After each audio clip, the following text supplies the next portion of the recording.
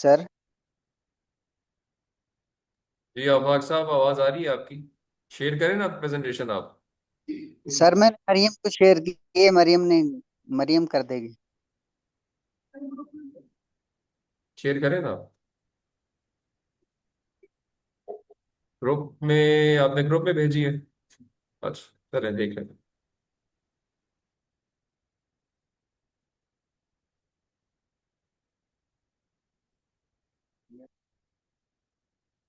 मरियम।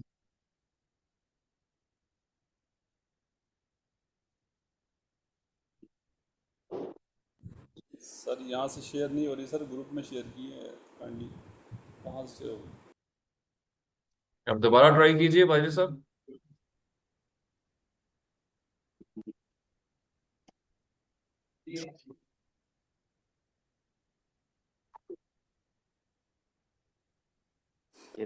जी sir, अभी हो गई सर। जी बताइए। सर ये टॉपिक सेलेक्ट किया था सर। माजिद साहब, थोड़ा सा प्रेजेंटेशन को मोबाइल की जगह अगर लैपटॉप से शेयर कर लेंगे तो ज़्यादा अच्छी विजिबिलिटी हो जाएगी। Sir laptop right now available नहीं है सर, उसमें कोई एरर आया हुआ है सर, तो ये पीपीटी उसमें वो नहीं चलती सर। चलें बताएं कुछ। आइंदा के लिए फिर अरेंज रखिएगा। जी ठीक है सर। ये सर डॉक्टर उमर से हम सर इमोशनल इंटेलिजेंस का सब्जेक्ट पढ़ रहे हैं सर ऑलरेडी। तो सर ये एक टॉपिक था, role of personal social and academic factors in developing emotional intelligence among university students sir. तो इस पे सर सर ने भी इनकरेज किया था ड्यूरिंग लेक्चर्स कि इस पे कोई किसी ने काम करना है तो आई कैन सुपरवाइज। तो सर ये था। बाकी आपने बताया था कि ज़्यादा डिटेल्स नहीं बतानी है, सिर्फ ये रिलेटेड कंटेंट और ये टॉपिक था सर। ठीक है, इसमें जो आपने रिसर्च पेपर्स फिगर आउट किए हैं ये सारे रिलेटेड हैं इस टॉपिक से। जी सर, ये सारे रिलेटेड हैं, इस पे ऑलरेडी काम हुआ हुआ है सर। इसमें पाकिस्तान ने भी कुछ स्टूडेंट्स ने इस पे काम किया हुआ है नस्ट के, एंड इंटरनेशनली भी सर ये काफ़ी ज़्यादा इस पे काम हुआ हुआ है। और सर क्या थे कि ये सिंस पाकिस्तान में इसमें इस यूनिवर्सिटीज़ के अंदर ये टॉपिक नहीं पढ़ाया जाता और इस पे इतना नहीं है सर इस पे ट्रेंड। बट इसको सर कहते हैं कि इसको बहुत ज़्यादा होना चाहिए, क्योंकि स्टूडेंट्स को काफ़ी लोगों को और स्टूडेंट्स को स्पेशली इसमें काफ़ी ज़्यादा हमारे पाकिस्तानी फेस करते हैं सर, इमोशनल इंटेलिजेंस के हवाले से। अच्छा, रिसर्च पेपर्स जो मैं आपके देख रहा हूँ इसमें थोड़े से पुराने पेपर्स हैं। अभी 2026 शुरू हो गया तो आपको कोशिश करनी चाहिए कि जो आपका बेसलाइन पेपर हो वो पिछले 2 से 3 साल के दरमियान हो। जी ठीक है सर। जी ठीक है, उसको मैं रिफाइन कर लूँगा सर। ठीक है माजिद साहब, thank you. Topic is approved. जी थैंक यू सर, जुज़ाक जी अब जो आपके साथ थे, क्या नाम था उनका, अल्लाह। आफाक साहब, उनका काइंडली शेयर कर लीजिएगा।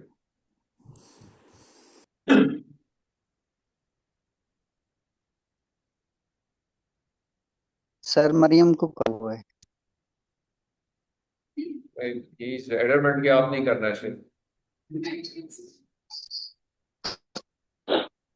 चले वो करते हैं शेयर। जी माजिद साहब, काइंडली अगर आप शेयर कर सकें आफाक साहब का टॉपिक। जी मैं करता हूँ सर, अभी कर लेता हूँ।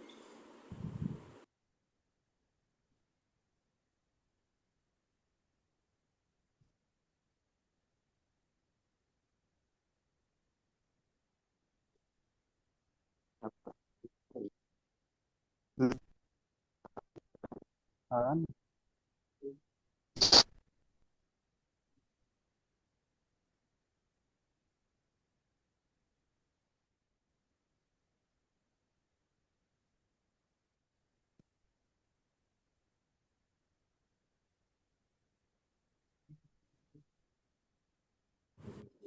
अफाक साहब, ये आपका टॉपिक कौन सा है? इसमें आपका नाम नहीं लिखा हुआ।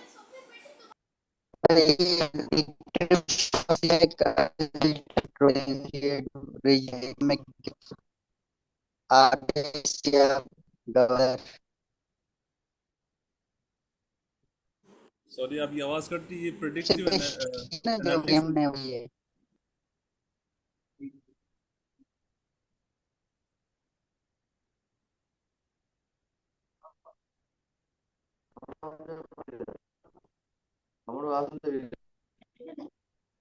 ये टॉपिक क्या है जी? ये क्या, ये प्रेजेंटेशन है, यही है या कुछ और भी है इसके अलावा?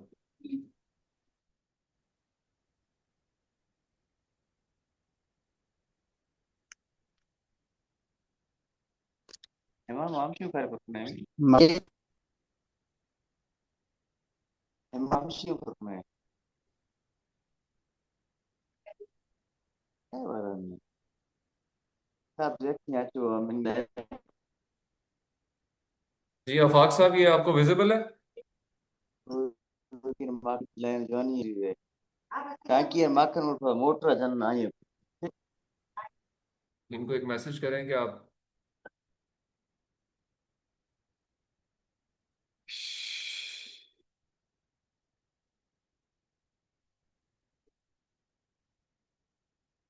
चले। जब तक ये प्रेजेंट कर रहे हैं जी, आपका एक क्विज छोटा सा ले लिया जाए, जो हमारे ऑन कैंपस है वो, ये तो चलता रहेगा।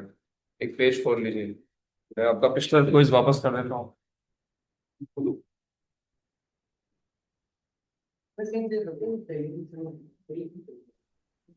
जी अस्सलाम वालेकुम सर।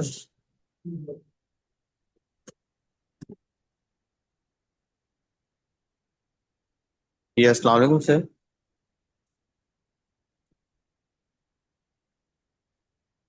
आवाज आ रही है आपको सर? जी आ रही है आवाज आपकी, बताइए। सर आवाज आ रही है सर आपको? सर आतिफ बात कर रहा हूँ। वो एक्चुअली सर बारिश हो रही है तो इसकी वजह से आ नहीं पा रहे। तो जैसे ही रुकेगी फिर आ जाएंगे। तो क्विज ऑनलाइन इधर ही अटेम्प्ट कर दें। क्विज तो सर क्लास में ही होगा, ऑनलाइन के लिए परमिशन नहीं है। आप आ जाइए क्योंकि हम सर सारे मैं आए हुए हैं। सर बारिश, जी जी सर, बारिश जैसे ही सर रुकती है तो फिर मैं सर कोशिश करूंगा जरूर आने की। ठीक है जी, ठीक है, आ जाए। करिए। ओके। जी आपको आवाज आ रही है आफाक साहब?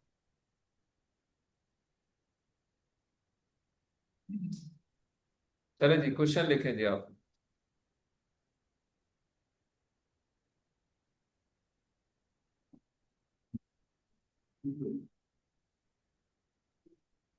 क्वेश्चन नंबर वन, या question part one, part A कह लें आप।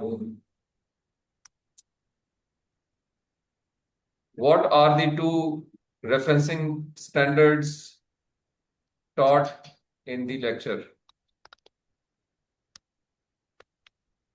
सर आवाज आ रही है आपको? मुझे आपकी आवाज आ रही है, आफाक आपको आ रही है?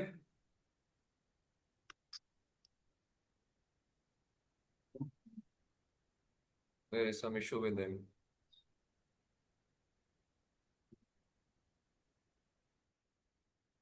इनका टॉपिक वैसे ही ज्यादा हो।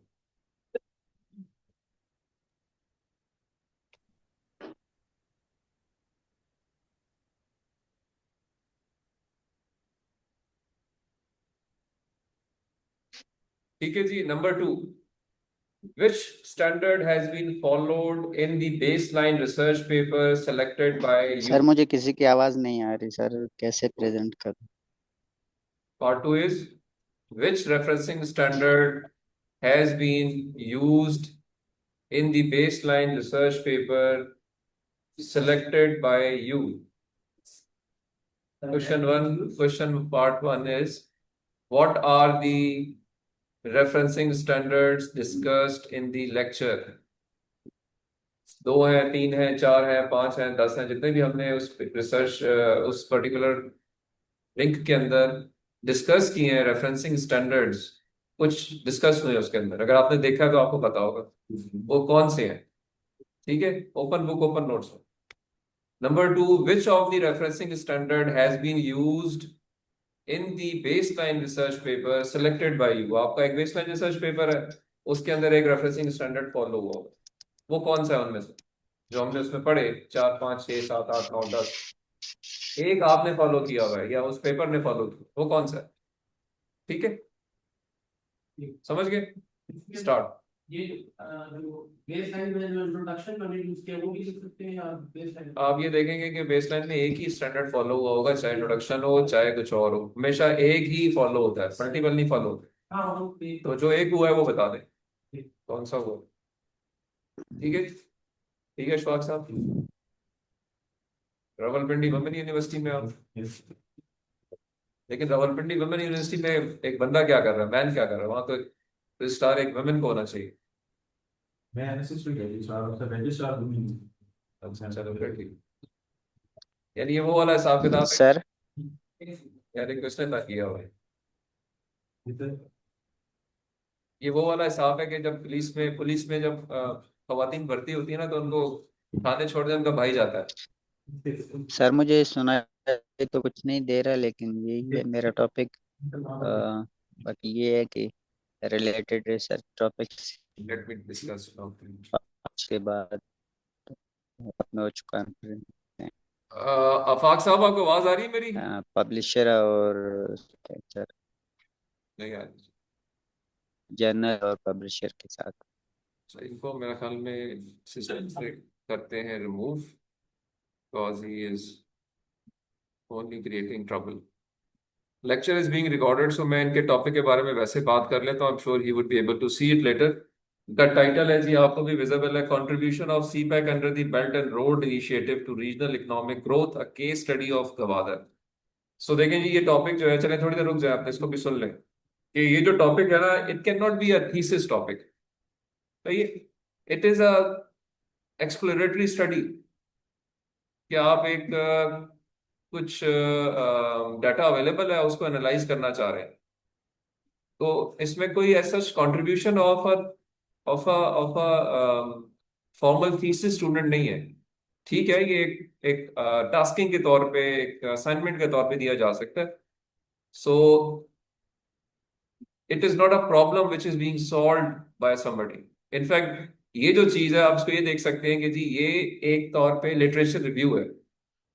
ये आप एक स्टूडेंट का वो सेक्शन है जहां पे वो लिटरेचर को रिव्यू करता है, कि उसने देखना है कि जी कौन कौन से सीपैक की कॉन्ट्रीब्यूशंस हैं, कहाँ कहाँ पे मेंशन्ड हैं, और वो बेल्ट एंड रोड इनिशिएटिव के तहत किधर कोट हुई हुई हैं, और उनका क्या फायदा नुकसान हो रहा है रीजनल इकोनॉमिक ग्रोथ के ऊपर, जो अब तक के स्टडीज बताती हैं। और फिर उसके बारे में वो अपनी एक शायद गैप्स निकाल सके, गैप्स निकालेगा।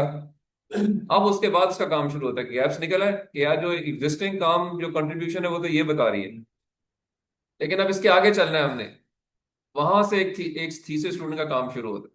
तो he has to find out a problem in the CPEC under belt and road initiative, and then figure out कि इसका सोल्यूशन क्या होगा, और उसके लिए डाटा कलेक्शन करेगा और उसके ऊपर काम करेगा। Then it could be a thesis topic. That is the good way of doing or selecting a thesis topic.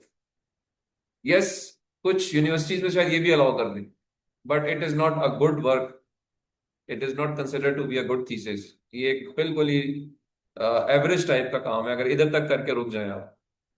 असल काम इसके बाद शुरू होता है, क्योंकि आपने एग्जिस्टिंग कॉन्ट्रीब्यूशंस को देखना है, प्रॉब्लम्स को देखना है, लिमिटेशंस को देखना है, कंस्ट्रेंट्स को देखना है, और फिर आपने उनकी बेस पे सजेस्ट करना है कि यार इसमें तो देखो फलां फलां चीजें जो कि हो ही नहीं रही हैं, तो let's propose a solution and accordingly then implement it through the ministries. Suggest them कि जी ये क्वेश्चन इज मेरे फिल किए हैं, ये मेरे चाइनीज इंजीनियर से बात की है, ये मैंने लोकल से बात की है, ये मैंने जो हमारे अपने एकेडमिया के लोग हैं उनसे बात की है, तो ये सोल्यूशन बनता है इसका। आपने फलां जो रोड बनाया है वो रोड ही गलत बना हुआ है, उसको इधर बनना चाहिए। Right, that is the solution of the problem. Then it would become. सारी बात सुन रहे हो ना मेरी कलीम साहब, अली साहब? फोकस आपका भी कुछ पर सबका चल गया है। लेकिन ये इंपॉर्टेंट चीजें हैं, ये ध्यान में रखिए, आप लोगों को हर जगह पे फील होगी। तीसरे स्टूडेंट का जो काम होता है वो होता है सोल्यूशन फाइंड आउट करना, प्रॉब्लम को फिगर आउट करना और सोल्यूशन निकालना। और सोल्यूशन कैसे निकल सकता है? सोल्यूशन निकलता है सर्वेज के थ्रू, इंटरव्यूज के थ्रू, किसी एग्जिस्टिंग पेपर के अंदर या किसी एग्जिस्टिंग जगह पे वो काम ऑलरेडी हुआ है और उसी तरह का हुआ है, आप उसको इधर रेप्लिकेट करने की कोशिश करें, अगेन सोल्यूशन प्रपोज कर रहे हैं, सिमुलेट करते हैं, या आप प्रपोज करते हैं और अकॉर्डिंगली या इम्प्लीमेंट करते हैं और रिजल्ट्स लेते हैं और उनके बारे में फिर कमेंट करते हैं। तो वो जो बेसिक इंग्रेडिएंट्स हैं थीसिस के, वो सारे टच करने जरूरी होते हैं। और फॉर अ थीसिस स्टूडेंट, अगर मैं बिल्कुल सिंप्लीफाइड वर्ड्स में कहूँ तो आपका सबका काम ये है कि कुछ ना कुछ डाटा होना चाहिए।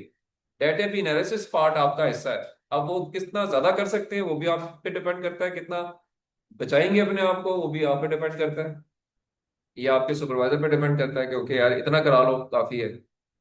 But every MS student must give analytical comments on some data analysis, right.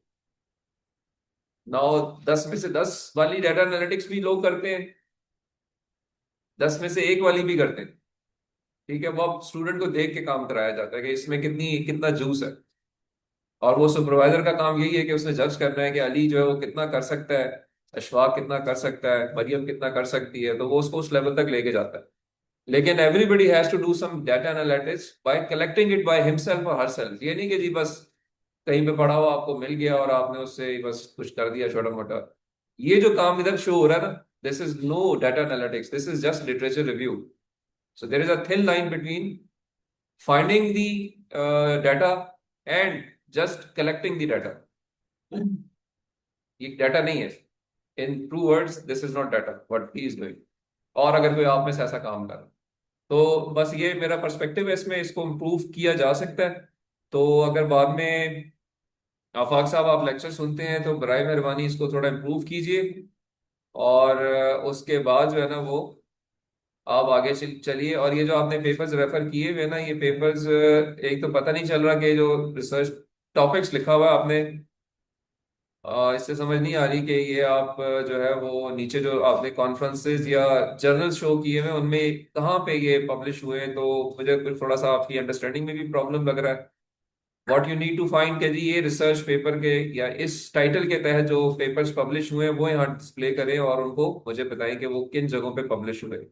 तो एट द मोमेंट ये थोड़ा सा मुझे लग रहा है कि डिस्कनेक्टेड किस्म का काम है आपने किया है, और अगर कुछ किया है तो आपको खुद ही समझ आई है कि क्या किया है। अगर मुझे काइंडली इसका एक छोटा सा ऑडियो क्लिप भेज दीजिएगा व्हाट्सएप के ऊपर कि आपने क्या करने की कोशिश की है, ताकि मैं इसको समझ सकूं और फिर आपको ज़्यादा बेहतर कमेंट करूंगा।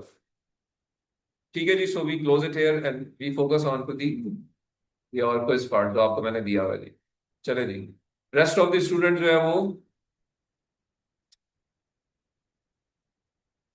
काइंडली थोड़ा सा अपना लेक्चर को रिपीट कर लीजिए जो मैंने लिंक शेयर किया है, नहीं तो हम थोड़ी देर में स्टार्ट कर। सिकंदर आपको आवाज नहीं आ रही? सर आपकी आवाज आ रही है, बीच बीच में सर ब्रेक हो रही है, थोड़ा सा शायद प्रॉब्ली नेट का इशू है, प्रॉब्ली शायद आपकी तरफ सर या मेरी तरफ। आज पूरे पाकिस्तान में बारिशें हो रही हैं, तो हो सकता है बीच में कहीं पानी टपक रहा हो आवाज के ऊपर। जी सर, वो भी।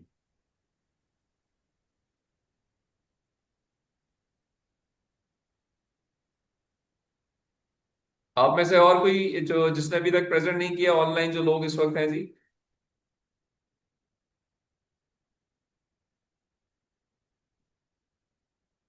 ऑल हैव प्रेजेंटेड जी। आतिफ सरदार साहब जो है वो तो क्लास में आके प्रेजेंट करेंगे आई थिंक, या वो करना चाह रहे हैं अभी?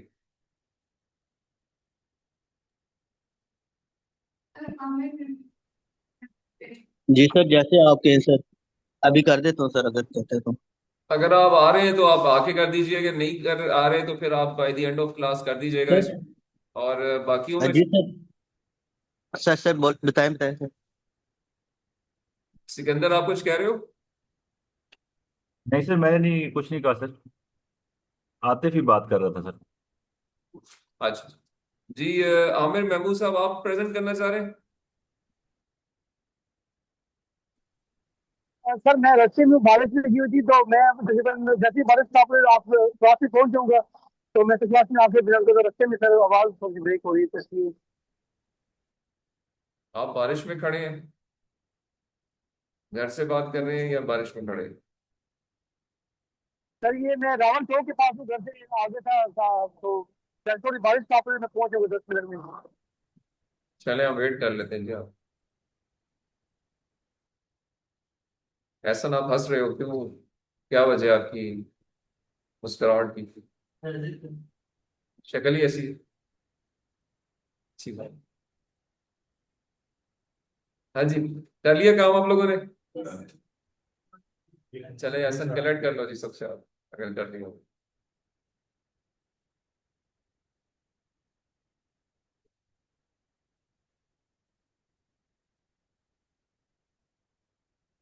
ये आप में से जो लोगों ने प्रेजेंट करना है वो अपनी प्रेजेंटेशन शेयर कर ली है आप लोगों ने? मैं आपकी खोल लेता हूँ उनकी तरफ से। Give me a minute.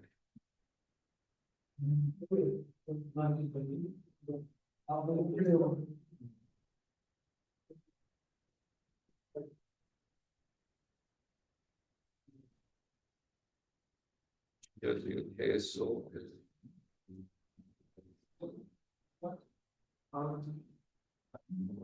अमार साहब तो हो गए ना, अमार साहब प्रेजेंट कर चुके हैं, आतिफ भी कर चुके हैं, सादिक साहब प्रेजेंट करेंगे आप?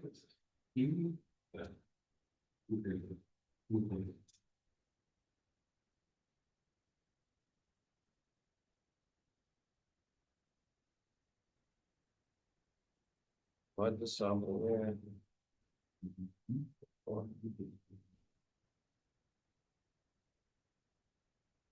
Productive analytics for heart failure submission, ये किसका टॉपिक है जी? आप क्या, आपने लेक्चर सारे देखे हैं? आपके अटेम्प्ट ऑफ पेपर से तो नहीं लगता कि आपने देखे।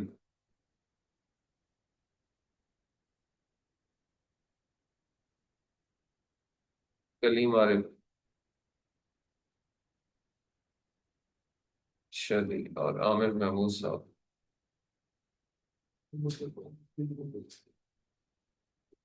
ये आमिर महमूद साहब जो है वो डिस्टेंस लर्नर, आपने लिस्ट में जरा देखिए डिस्टेंस लर्नर। तो जो इधर है उनको इधर आगे प्रेजेंट, फिर तो सिर्फ जो ऑनलाइन की फैसिलिटी है वो सिर्फ डिस्टेंस लर्नर्स को है। इधर अपने डाटा में देखें ना, उसमें डिस्टेंस लर्निंग की एक लिस्ट लगी हुई है। तो जो डिस्टेंस लर्नर्स नहीं है उनको क्लास में आना चाहिए।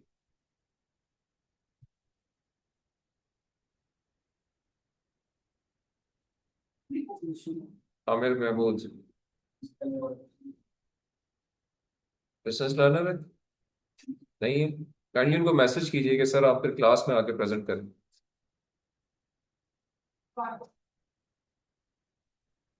अच्छा बस सही है, वो अगर उन्होंने ये कहा तो अच्छी बात है, फिर वी कैन वेट फॉर। आप में से सबने दी थी क्विज़ हो गए जी? कोई रह तो नहीं गया? चले, एक आध मिनट और ले लें, क्लोज करें इसको।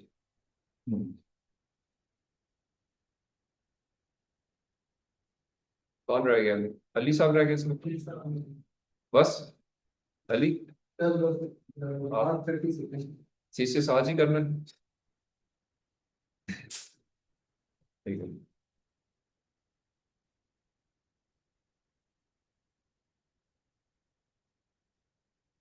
मोहम्मद इमरान नहीं पढ़ा, नहीं देखा अभी तक लेक्चर? या आपने तो मेरा सवाल ही लिख के वापस कर दिया।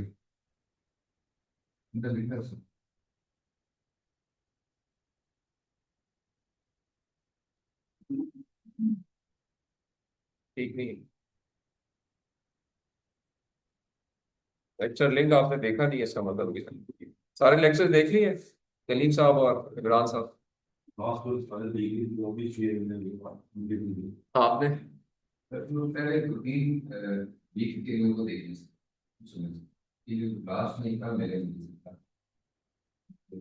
कल मिले, मिले से मुराद क्या है? तो लेक्चर तो पहले दिन ही उसी दिन शाम में अपलोड हो जाते हैं।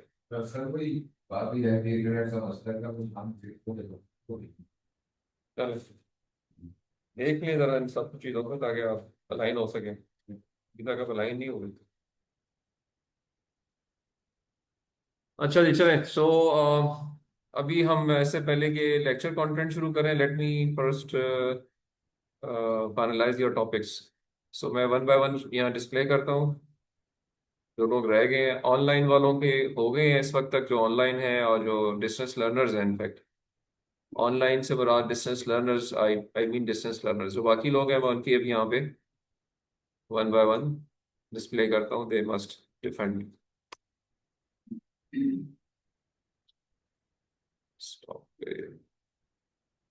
Topic presentations. क्लास में इस वक्त अस्मा है। अस्मा से शुरू करते हैं।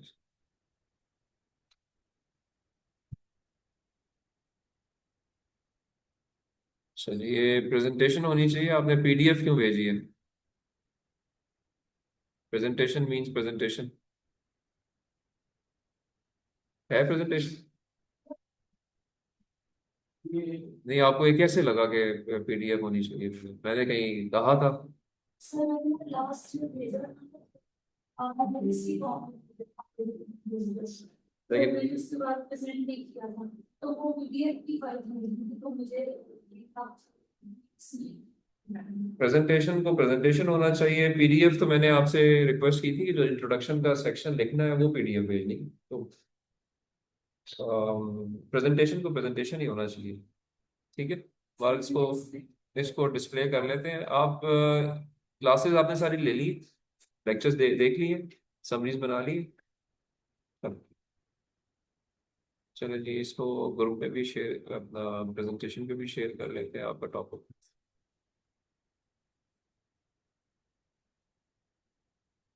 जी, आप बताइए क्या कहना चाह रही है इसमें? सर ये मैंने टॉपिक किया इसके एनालिटिक्स और पार्ट पे ये रिएडिशन यूजिंग ये चार वेल बढ़िया ये चार मींस के जो भी आज प्रपोजल है जो फेलियर डिसीजन हो लगा होती है, तो मैं इस पे ये रिसर्च करना चाहूंगी कि अगर कोई पेशेंट जो है वो डिजीज में है उसको डिस्चार्ज कर दिया जाता है तो विदिन 20 days दोबारा उसका ये ऑपरेशन होता है तो उसको अक्सर सिचुएशन है वो ऑलरेडी मौजूद होते हैं, तो हम उसका डेटा जो है वो थ्रू डिवाइसेस जो है वो मॉनिटर कर सकते हैं और उनको मॉनिटर करने के लिए हमें जो है वो डेटा का जो है वो अच्छी तरीके से इस तरह से चेक करना पड़ेगा। तो इससे ही होगा कि हॉस्पिटल्स के ऊपर कम जो है वो लोड पड़ेगा और जो पेशेंट है उनकी डेली जो है वो कंप्लीटली ऑनलाइन होती रहेगी, उसको पता चल रहा है ये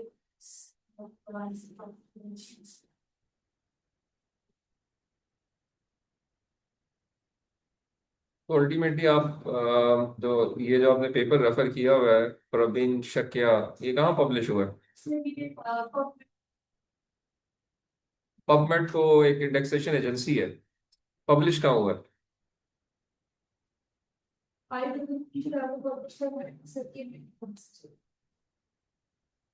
नहीं, लेकिन आपके जो जवाब है ना वो यही बता रहे हैं कि आपने लेक्चर्स नहीं देखे गौर से। फिर मैंने गलत पढ़ा दिया शायद। देखिए, मेरे सवाल जो है ना बड़े स्पेसिफिक हैं। ये रिसर्च पेपर किस जर्नल में पब्लिश हुआ है, नाम बताएं। पबमेड तो कोई जर्नल नहीं होता ना मैडम। पबमेड तो इज नो जर्नल। मैंने आपसे कहा है कि you are now formal research students, you should use the correct terminologies. ये तो मैं 3 4 5 लेक्चर्स में बार बार रिपीट कर रहा हूँ। हवा के तीर ना मारे ना बस के जी, बस कुछ बोल दो, कुछ ना कुछ जवाब मैंने दे दिया। या तो साइलेंट रहे, कहें जी मुझे नहीं पता, let me check, this is one of the decent way. या फिर कहेंगे जी एग्जैक्ट जवाब देंगे, ये मेरा जवाब है। तुक्के नहीं मारने हैं। वो आमिर लियाकत हुसैन वाले के अल्लाह उनको जन्नत नसीब करेगा जी, पाकिस्तानी हो तुक्का लगाओ तो कुछ ना कुछ तुक्का लग जाए, तो वो तो नहीं बात ठीक ना। PubMed is not a journal, Scopus is not a journal, Web of Science is not a journal, Clarivate is not a journal, Science Direct is not a journal, IEEE is not a journal. Name the journal.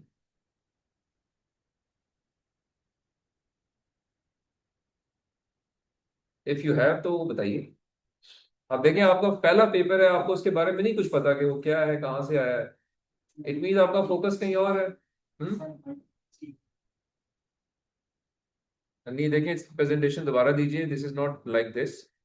Formal presentation बनाएं, उसके अंदर चीजें mention करें और आपको पता होना चाहिए कि मैं क्या कह रही हूँ। ठीक है, चलें जी।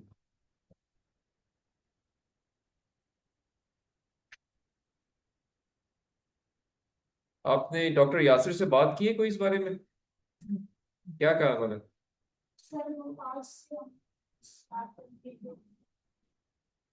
अच्छा, चलें, उनको ऑन बोर्ड ले लीजिए।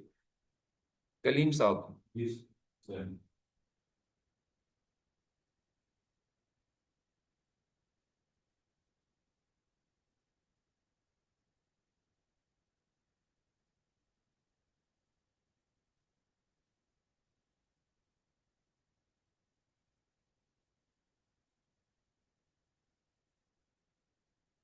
तो जी चले जी, कलीम साहब बताइए क्या आप करना चाह रहे हैं। और In my research, I will evaluate in five weeks. Fracture and durability of the recycled fine aggregate concrete. As the construction and demolished waste is contributing a lot in environmental pollution. Then in some research, it mentioned that it is almost 2 billion ton annually. Reconstruction. आप उर्दू में बात कर सकते हैं, अगर आप अच्छा समझा सकते हैं तो। कोशिश कर रहा हूँ। जैसे आप इंग्लिश में बोले, उर्दू में बोले। कंस्ट्रक्शन वेस्ट जनरेट कंट्रीब्यूट कर रहे हैं environmental solution। तो बाहर रिसर्च पेपर में ये इकोनॉमिक फार्मिंग के रिसर्च पेपर पढ़ रहा था, उनका सारा पढ़ रहा था। उसमें ये मेंशन था कि ये जो तकरीबन 2 बिलियन पर टन एनुअली जो है कंस्ट्रक्शन वेस्ट प्रोड्यूस हो रहा है। मेरा रिसर्च इस वाले से हुई है कंस्ट्रक्शन वेस्ट मेन फैक्टर है, मेन कंक्रीट है। तो कंक्रीट को दोबारा उसके इंग्रेडिएंट्स को रिसाइकल करके उसको फाइन इंग्रेडिएंट को एक्सट्रैक्ट किया जाए, तो कंक्रीट प्रोड्यूस की जाए, उसको एवेलुएट किया जाए कि इसकी प्रॉपर्टीज कितनी है, कंपैटिबल है और कहाँ हम यूज कर सकते हैं। अच्छा जी सर।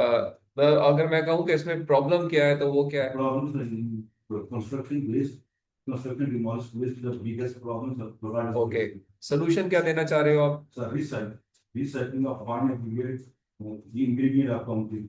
तो फिर टाइटल में कुछ उस तरह की चीज लिखो ना कि जी आप एक रिसाइकलिंग सोल्यूशन देना चाह रहे हैं। इससे देख के ये लग रहा है, इससे देख के ये लग रहा है कि आप सिर्फ प्रॉपर्टीज को फिगर आउट करना चाह रहे हो।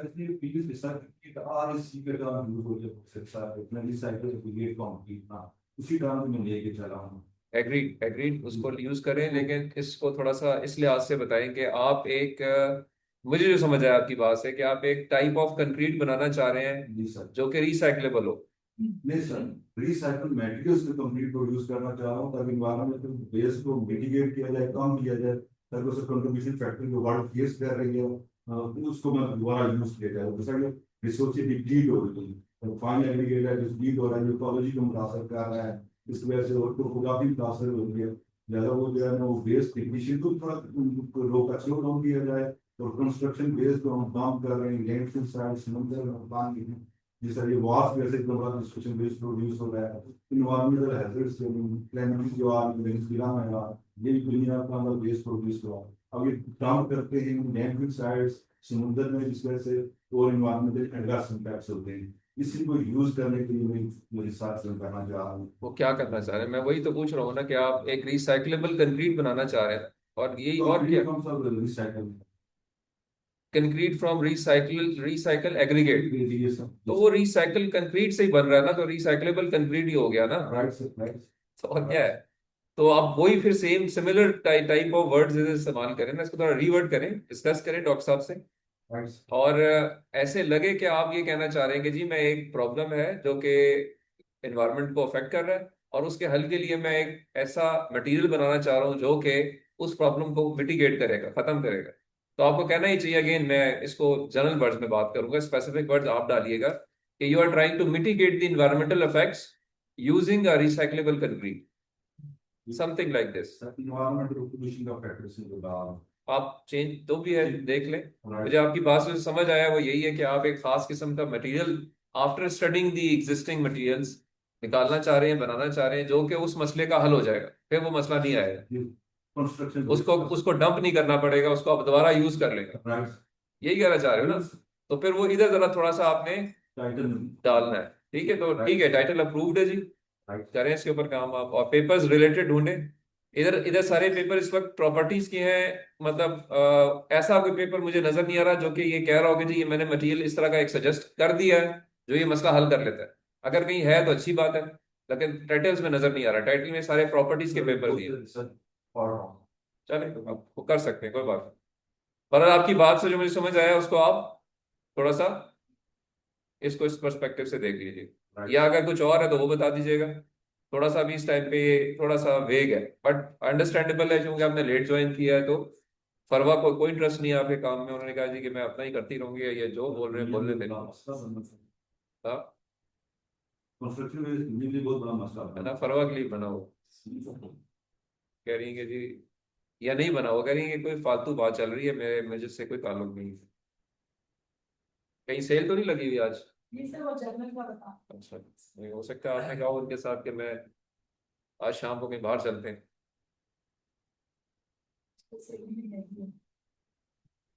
अच्छा, तो आपके साथ जो सुपरवाइजर हैं वो डॉक्टर राव अरसलान है, और एडवाइजर जो है डॉक्टर साजिद रशीद है। ये दोनों क्या चीजें होती हैं, अलग अलग सर चीजें होती हैं? मटेरियल एक्सपर्ट्स प्रोफाइल मटेरियल के वाले को रहता है, ठीक है, स्ट्रक्चर के वाले से ये कंपनी अल्टीमेटली स्ट्रक्चर में इंक्लूड होंगी। तो काइंडली मुझे भी जरा समझा देना कि सुपरवाइजर क्या होता है और एडवाइजर क्या होता सर एडवाइजर सुपरवाइजर तो गाइड करते हैं, है। दोनों चीजें गाइड करती हैं, मार्केट में मिलती हैं ये, हेल्प करेंगे, गाइड करेंगे, रिव्यू करेंगे, दुकान दुकान से मिल जाती हैं, जी सर। दुकानों पे मिल जाती हैं, नहीं मिलती यार ना यार। नहीं, लेकिन आपने टर्मिनोलॉजी अलग अलग लिखी है ना, वो मुझे, मेरा ख्याल आप कहना ये चाह रहे हैं कि एक मेरे सुपरवाइजर है, एक को सुपरवाइजर। सर एक क्लोज भी काम के लिए अच्छा, एक क्लोज नहीं है, एक काम आपका कभी कर देंगे सारा का सारा, और एक जो है वो कभी कभी मिला करेंगे। करना मुश्किल है।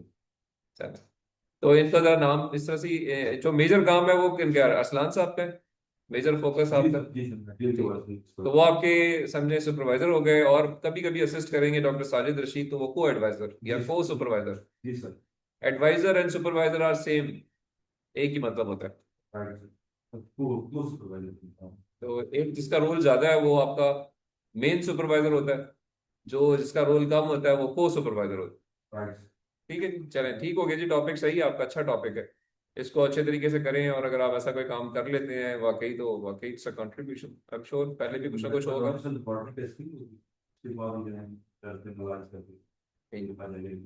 ठीक है, सादिक तरीन साहब जी, चलें सर आप अच्छा ये एंड भी हो गया मैं कल में कि नहीं चल रहा है? चलिए, ये मैंने आपका टॉपिक जो है सर कर दिया sir. Talking about the implementation of AI in project management and its effect on workflows. और तो इसमें sir actually industrial innovation to industry 501 और अगर हम देखें इसमें कोविड-19 की pandemic accelerated shift towards industry 5.0 और उसके बाद सर वांट के जैसे सर इसलिए ना इसको एक्सपेंड करें एआई को प्रोजेक्ट मैनेजमेंट और उसका जो ह्यूमन इफेक्ट वो वर्क फोर्स के ऊपर वो हो जाए। ठीक, तो आपके साथ कौन है, आपके एडवाइजर या सुपरवाइजर? डॉक्टर वसीम के साथ कर रहे हैं, उनका नाम प्रेजेंटेशन में जरूर डाला करें। सर और ठीक है जी, चले, ये तो हो गया ठीक।